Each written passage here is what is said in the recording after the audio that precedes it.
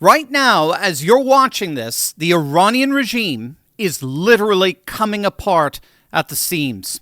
The Islamic Revolutionary Guard, Iran's most feared military force, the backbone of the entire Islamic Republic, is showing its first cracks, with reports of defections and entire units going dark. Iran's parliament building, the Majlis, it's one of the most iconic symbols of the region, has apparently been flattened by U.S.-Israeli forces. Their navy, gone. Their air force, gone. And now, Saudi Arabia is deploying military forces, preparing to take on the Islamic Revolutionary Guard directly.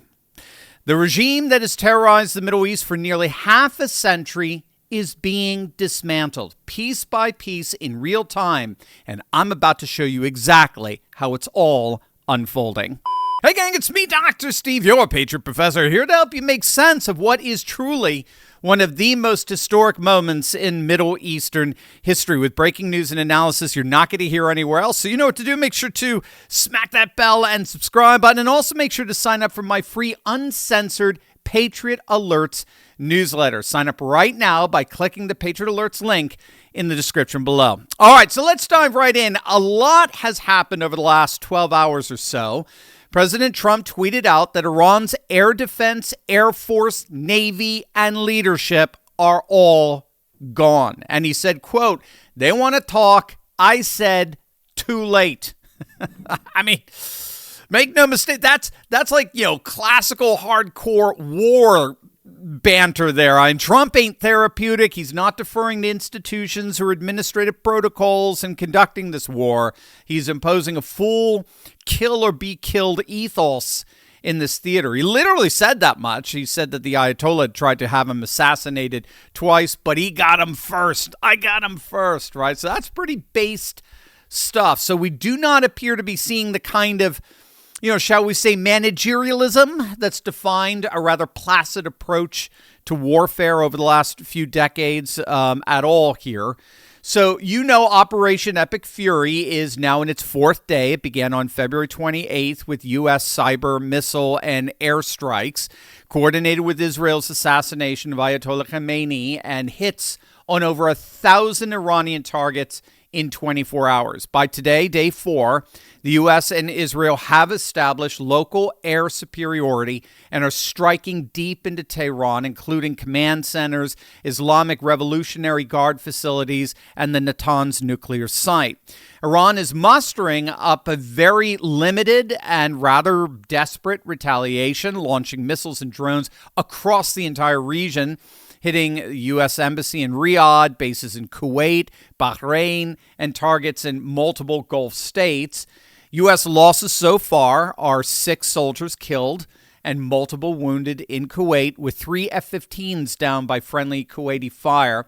Hezbollah has opened a Lebanon front with attacks on northern Israel, prompting extensive Israeli airstrikes, limited ground incursions into southern Lebanon, and dozens of Lebanese deaths.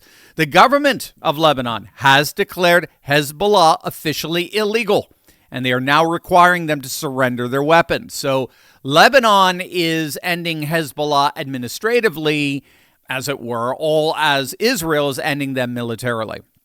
Trump and his team have confirmed that they've planned for a weeks-long campaign. Note that, gang, weeks, okay? Not months, not years, weeks, aimed at crippling Iran's military and nuclear capabilities and requiring whatever regime remains or replaces it, it must comply with the U.S.-brokered Abraham Accords in the region, meaning that Iran would have to be friendly to the United States, the Sunni Arab world, and Israel. And Trump has already confirmed that things are going way ahead of schedule. The damage to the Islamic regime's infrastructure in just the last 72 hours has been cataclysmic. And we do seem to be getting some indications of that from the Iranian military itself. Now, we're getting the first indications that the IRGC, the Islamic Revolutionary Guard Corps, the iron fist of the Iranian regime, is beginning to crack.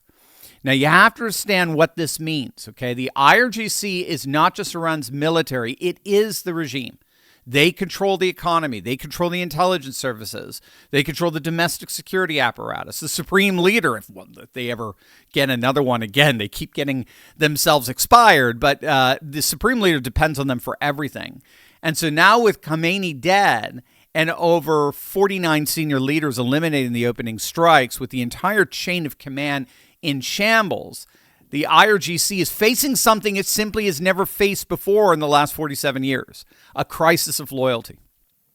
Remember, President Trump issued that extraordinary ultimatum directly to the IRGC. Lay down your weapons and you are going to receive complete immunity or face certain death. Now, officially, analysts have noted that there haven't been mass defections yet. The IRGC's patronage system runs very deep, so these commanders have gotten rich off the regime, and they know that surrender could mean losing everything. But Iran's own foreign ministry has admitted that the military has lost control over several units, that entire formations are now operating according to old standing orders because the chain of command has been completely severed.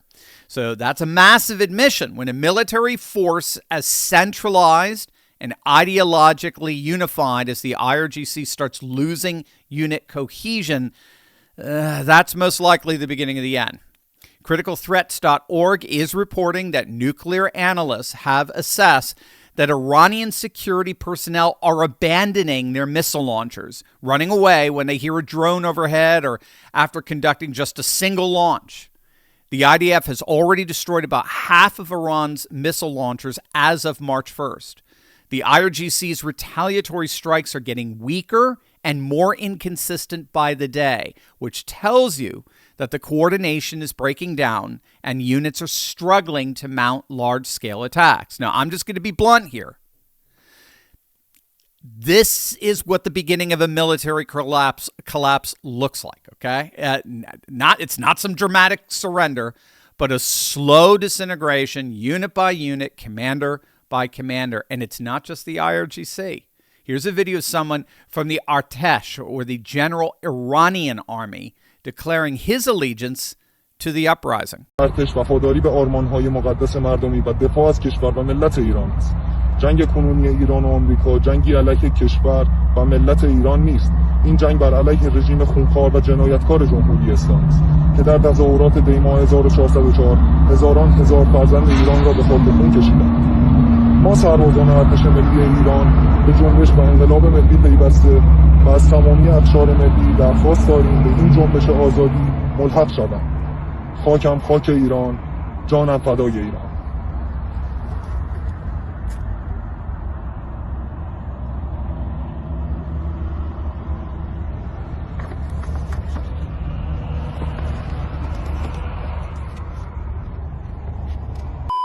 But first, all of this geopolitical tension should remind us of something. What if the censored medicine that saved millions during the pandemic was being made mostly in China today? It's actually true. About 80% of the world's ivermectin supply comes from Asia, but not at the wellness company introducing American-made ivermectin. Safe, trusted, tested, and produced locally in the great free state of Florida. Ivermectin has been prescribed globally for more than 30 years and even earned the Nobel Prize in Medicine for its proven ability to eliminate parasites. But after success treating COVID, emerging research shows the wonder drug can help with everything from rosacea, arthritis, and even cancer. Most pharmacies charge $5 a tablet for 12 milligrams or less, but the wellness company is offering a higher 18 milligram dose for just $3.50 per tablet. You'll get a 6-month supply of 84 tablets, all at an unbeatable price. Just click on that link below and support American medicine and patriot doctors, not China's supply chain. Get your U.S.-made ivermectin today at twc.health/Turley and use code Turley to save $45 off plus free shipping. Click on that link below right now. All right, so next let's talk about what reportedly happened to the Majlis. This is Iran's parliament building, because this is symbolic in the most powerful way imaginable. We're getting reports that the Majlis, again, one of the most iconic government buildings in all of Iran, has been struck by U.S.-Israeli airstrikes. Now, this has yet to be corroborated as the making of this video. But what we do know is that an Israeli strike obliterated Iran's Assembly of Experts building in Tehran, exactly as members gathered to pick a new supreme leader.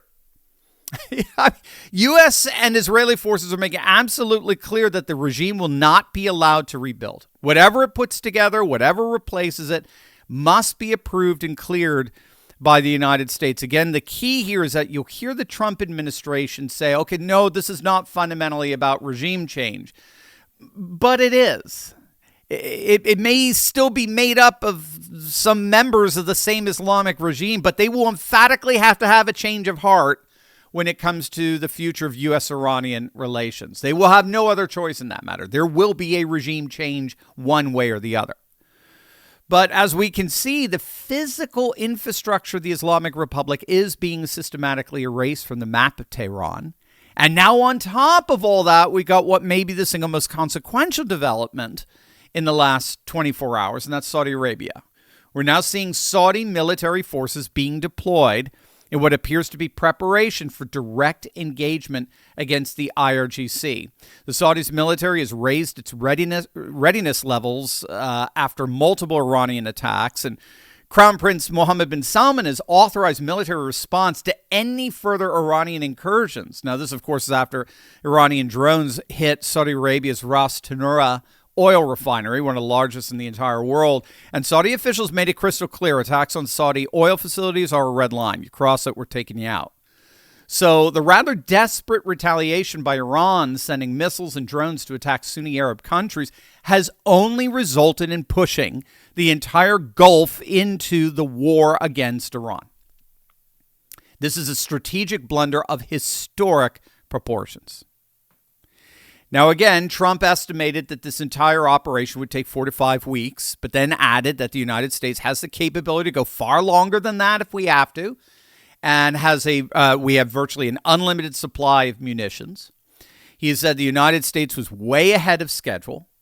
And just as we talked about with the Abraham Accords in some of our earlier videos, this is all part of a grand strategy. What we're witnessing here is the final fulfillment, in many respects, of the Abraham Accords vision. The United States, Israel, Saudi Arabia, the UAE, Bahrain, Qatar, Kuwait, all effectively operating as co-belligerents against the Iranian regime. The Sunni Arab world and Israel fighting side by side. I mean, something that would have been absolutely unthinkable just a decade ago. And here's the civilizational key in all of this.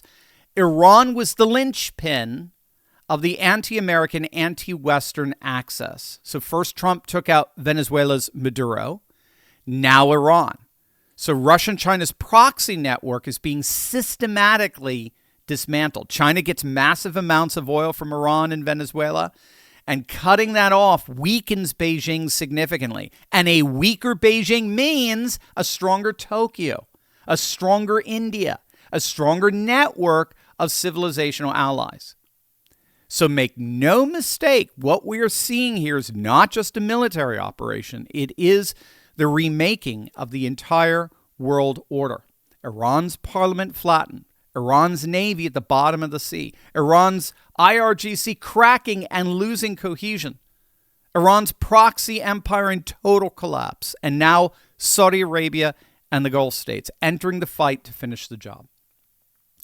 From the Gulf to the Strait of Hormuz, from Beirut to Tehran, a new civilizational era is being born.